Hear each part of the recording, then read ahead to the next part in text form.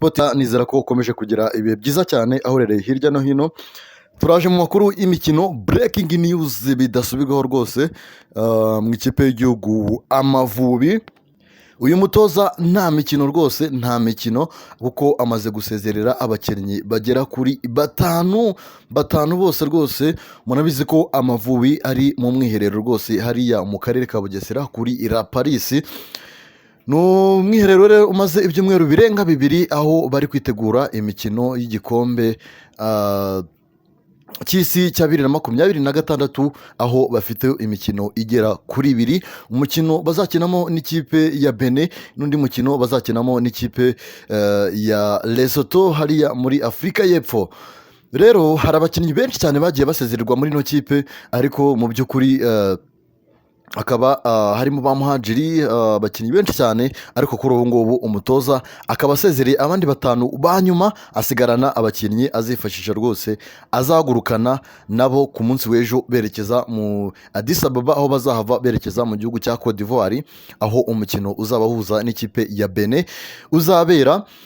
Rwose aka kanya nk'uko byari byitezwe muri aba bakinnyi nta gitunguranye, uretse umukinnyi umwe ugaragayemo usa nkaho atunguranye. Ni umukinnyi w'ikipe ya APR FC, umukinnyi ukina kuri gatatu, umukinnyi wagiye ubona umwanya ubanzamo mu ikipe ya APR FC uno mwaka, nyuma y'aho umusore bari bahanganiye umwanya ageze ikibazo cy'imvune. Uwo nta wundi bamwita Ishimwe Christian rero akaba asezerewe muri ino kipe kano kanya y'igihugu rwose bidasubirwaho, nyuma y'uko byari kuzagorana ko abona umwanya muri ino kipe, aho umwanya akinaho hariho abakinnyi nka Manishimwe Emmanuel Mangwende, byagorana kumwicaza. Urebe ukuntu Mangwende performance ye rwose no mu ikipe ya FAR Rabat, aho afite n'amahirwe yo gutwara igikombe cya shampiyona hariya mu gihugu cya Maroc, bikaba byagorana rwose ko umukinnyi yazamwicaza. ari nayo mpamvu umutoza ahisemo kuvuga ati reka mbe musezereye muri kampu, hanyuma nsigarane abakinnyi bakeya kuri uno mwanya wa nimero gatatu. Uwo yari Christian rwose Ishimwe bye mu ikipe y'igihugu. Undi mukinnyi usezerewe nawo no mu ikipe ya APR FC kabisa, abantu barimo matanatebya banavuga bati akose nk'ubu ngubu ni gute Muhadjiri yasezerewe mbere y'uno mukinnyi tugiye kubabwira.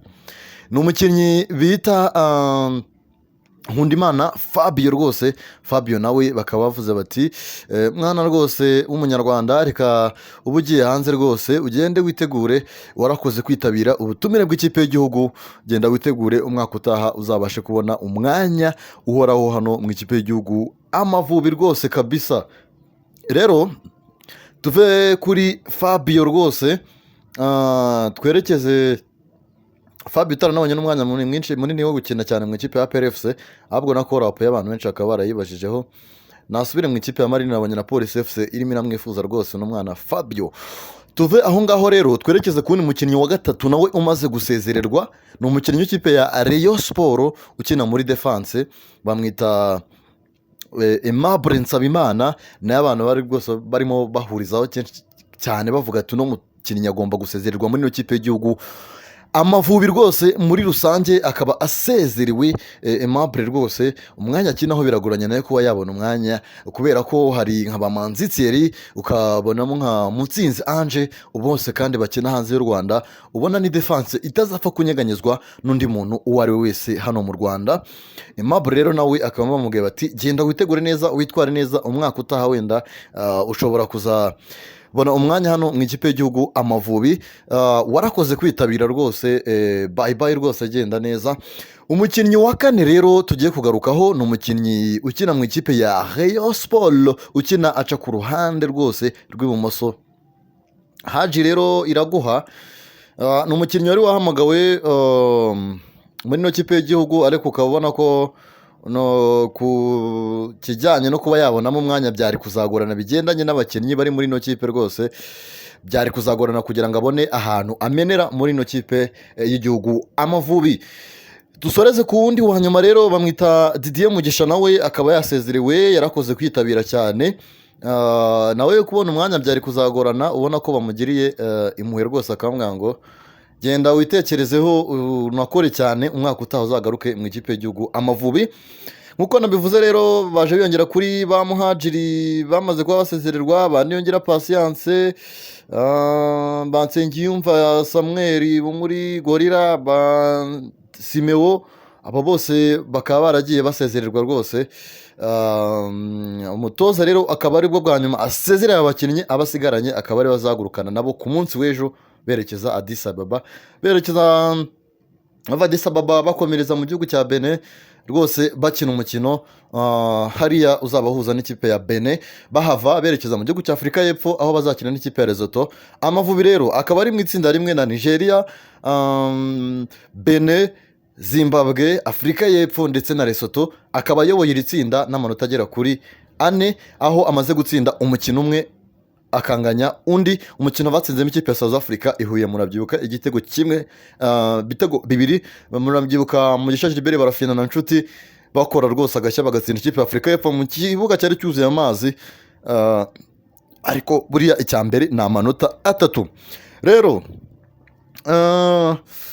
Undi mukino wanganyije n'ikipe ya Lesotho ni umutoza Sprax Fitra rwose urimo uritwara neza nyuma yo kuza abantu batamuha amahirwe, ariko akanga akavuga nsunike mpuse byibuze ndebe ko nakemeza babandi bavuga ngo ntago nshoboye, akaba ko kamaze kutwemeza mu mikino inamaze gukina, by'umwihariko nta mukino umwe aratsindwa, ko amaze gutsinda imikino 2 anganya 2, nta gitego na kimwe arinjizwa mu izamu.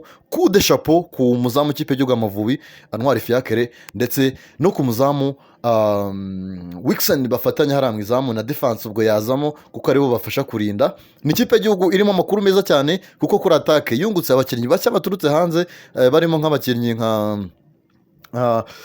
Ani Elija ushobora gukina cyangwa se ntakine kuko hari ibyangombwa birimo kubura, ariko ari muri kampu kimwe n'abandi bose. Undi mukinnyi nawe waje amuyongera w'igimo gikura nkotana mu ukina mu cyiciro cya 2 muri Leta Zunze Ubumwe za Amerika, bakaba bamwita Georgia Kwizera mu kipe ya Rhode Island zara muri Leta Zunze Ubumwe za Amerika mu cyiciro cya 2, nawe akaba yaje kujoininga abandi akazafasha ino kipe rwose kwitwara neza. Abandi ni nka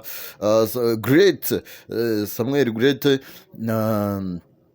n'abakinnyi benshi cyane, Sahabo nawe arahari, ba Jihad barahari nawe azakina Europa Conference League. Amavubi ameze neza, ahubwo igikombe cy'isi turaza kukijyamo, panga panguwa upende usipende, igikombe cya Afurika turaza kukijyamo ku bubi no ku bwiza rwose, kuko uko mbibona Amavubi arakomeye. Amavubi yatsinze Afurika y'Epfo akaba yariyongeremo izindi ngufu, ni gute Amavubi atajya mu gikombe cy'isi? Ese nawe urabyemera? Jya muri comment section hasi ubundi utange igitekerezo cyawe, ubyemeza koko Amavubi azajyayo ntazajyayo. Igitekerezo cyawe kirakeneye. N'ibyegeranyo Sport Rwanda, twe ni amakuru ya siporo twebwe ubundi tuba twiganiriraho buri munsi. Ayo rero ni breaking news twagombaga kubagezaho bidasubirwaho rwose. N'ibyegeranyo Sport Rwanda, mu kanya turagaruka n'andi makuru ya siporo arimo aragenda avugwa cyane cyane hano mu Rwanda, ariko tuzatundacishamo tubagezeho n'amakuru abagenda avugwa hanze y'u Rwanda. Murabizi ko isoko ry'igura n'igurisha